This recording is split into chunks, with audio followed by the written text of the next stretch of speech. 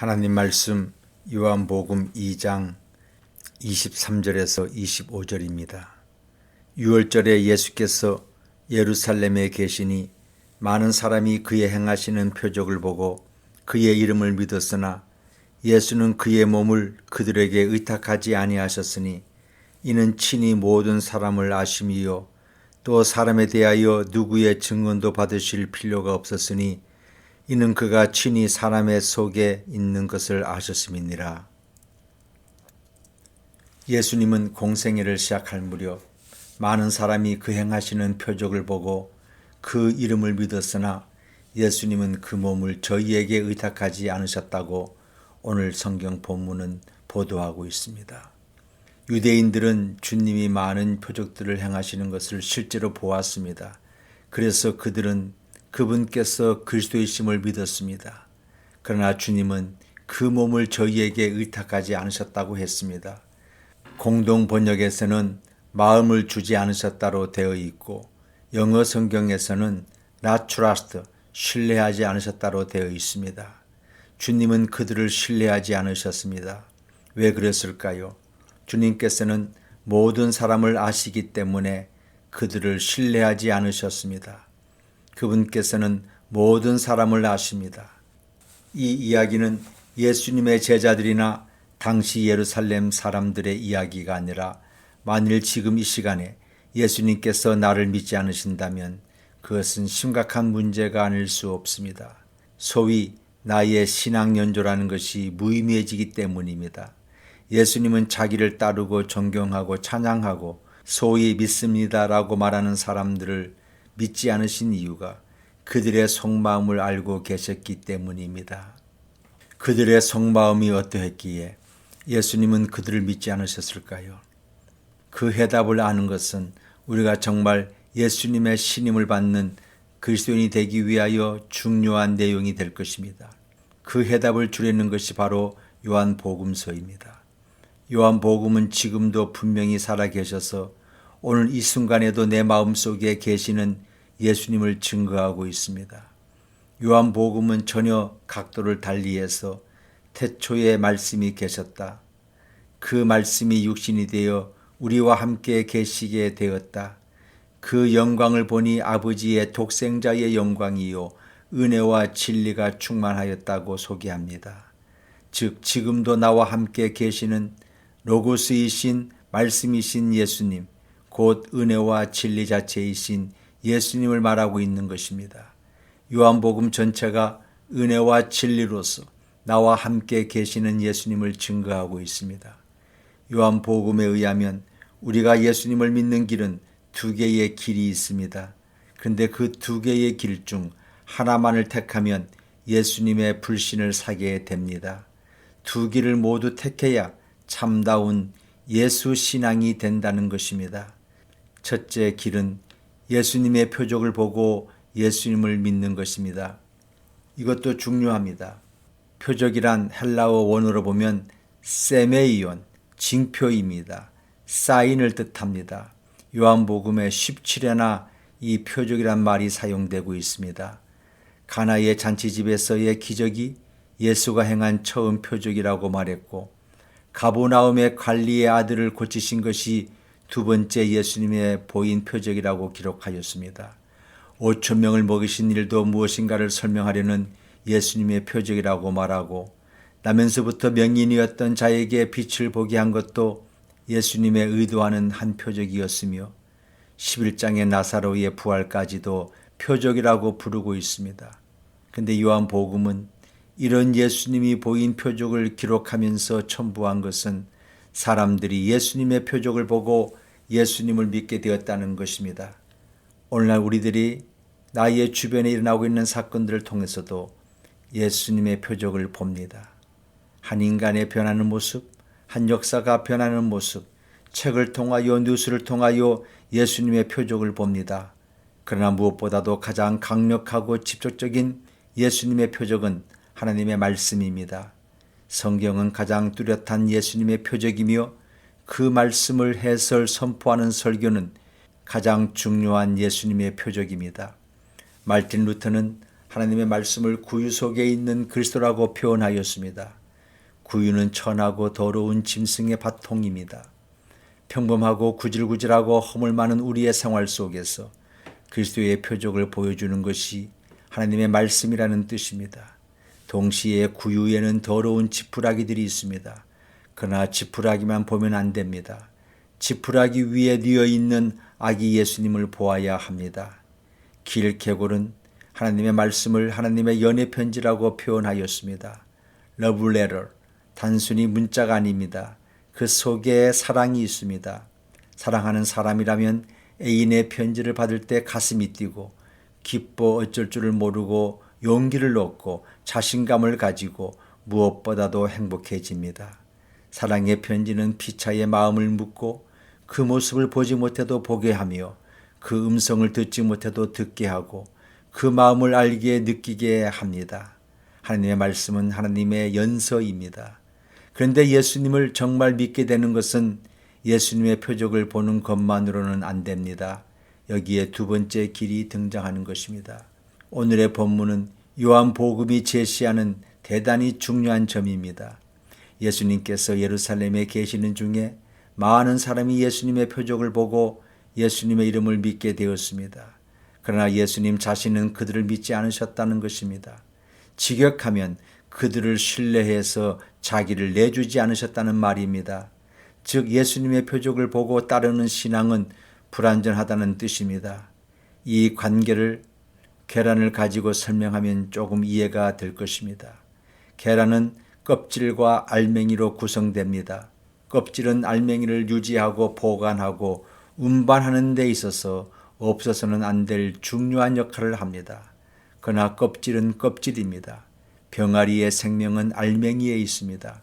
흔히 말하는 이적, 개인적인 영적 혹은 종교적 체험, 시대의 징표, 성경책, 설교 등은 절대 중요한 예수님의 표적입니다.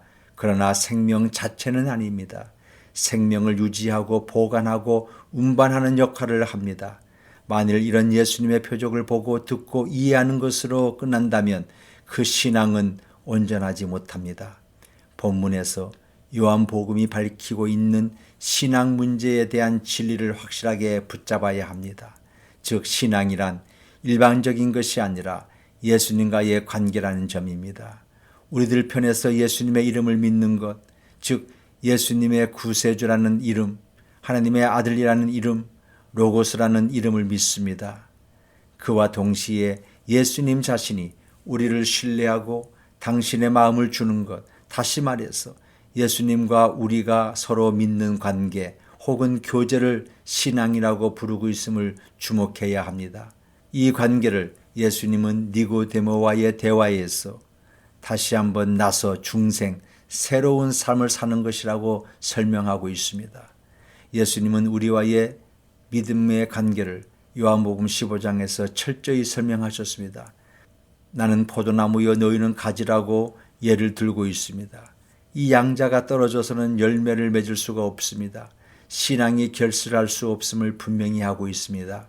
그래서 예수님은 너희는 내 안에 거하라 나도 너희 안에 거하겠다고 말씀하신 것입니다.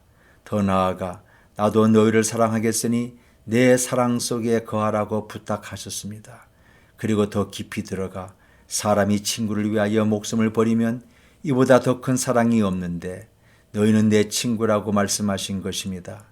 그리고 이런 사랑의 관계, 믿음의 관계, 친구의 관계가 어떻게 이루어지는가 하면 보혜사 곧 진리의 성령이 너희에게 보내져서 가능해진다고 상세히 설명하셨습니다. 이런 관계의 신뢰를 요한복음은 제자들의 신앙 체험을 통하여 설명하였습니다. 제자들은 처음에 예수님의 표적을 보고 믿었습니다. 그러나 그것은 흔들리는 신앙이요, 늘 자기중심적인 편리 위주의 신앙이고 위험할 땐 도망가고 의심이 나면 멀어지는 신앙이었습니다. 최대의 표적인 십자가를 목도하고도 그들의 신앙은 확실치 않았습니다. 그러던 것이 요한복음 20장 21장에서 확실한 신앙의 형성을 보는 것입니다. 한마디로 부활하신 예수님, 영원히 살아계셔서 내 속에 살아계시는 예수님을 알게 되는 것입니다. 그분이 바로 성령이라는 이름으로 불리어지는 나의 주님이십니다. 제자들에게 굉장한 변화가 옵니다. 그들은 우선 기쁨에 찾고 표정만 중요하게 생각하던 도마가 비로소 예수님을 향하여 나의 주님, 나의 하나님이시여 하고 참 신앙을 고백하게 되고 그들 모두는 활기를 찾고 사명을 찾게 되었습니다. 부활하신 예수님은 믿음이 제일 깊다는 베드로에게 내가 정말 나를 사랑하느냐고 3번이나 다져서 서로 깊은 사랑의 관계를 가질 것을 당부했으며 베드로도 이 사랑의 관계를 거듭거듭 맹세하였던 것입니다. 이것을 바울은 부활의 신앙이라고 말하며 이것이 기독교의 진수입니다. 우리의 믿음이 여기까지 가야 하는 것입니다. 예수님의 표적을 보고 듣고 느끼며 깨달으며 만족하는 데서 그치지 말고 부활하신 예수님, 그 성령으로서 지금도 살아계시는 그리스도와 뜨거운 사랑의 관계를 맺는 것이 신앙의 완성인 것입니다.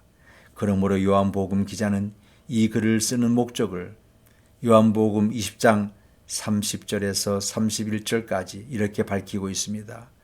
예수께서는 이 책을 기록하지 않은 많은 표적을 보이셨으나 오직 이것을 기록하는 목적은 너희로 하여금 예수님께서 하나님의 아들 그리스도이심을 믿게 하려는 것이고 더 나아가 생명을 얻게 하려는 것이다.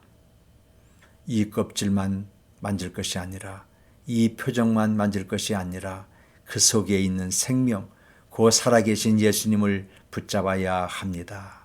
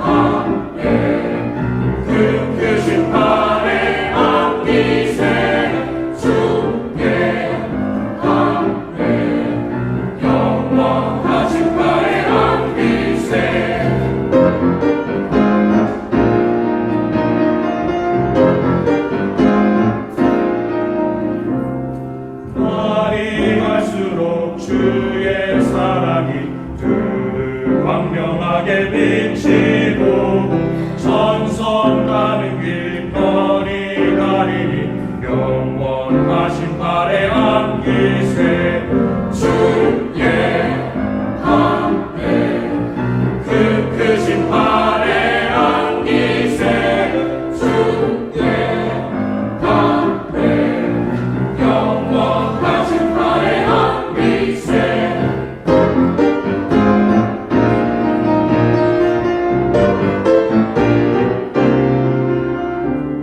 주의 약속하신 말씀 위에서 세상 영녀에게 영습할 때에 말씀으로 힘써 싸워 이기며 약속 믿고 굳게 서리라 굳게 서리 영원하신 말씀 위에 굳게 서리 굳게 서리 말씀 위에 굳게 서 말씀 위에 굳게 서 영원하신 말씀 위에 서리라 굳게 서리 주 말씀 위에 서리 영원하신 주 그 꿈의 안길이 굳게 서리 주 말씀 위에 서리 영원하신 주 그 꿈의 안길이 굳게 서리 주 말씀 위에 서리 영원하신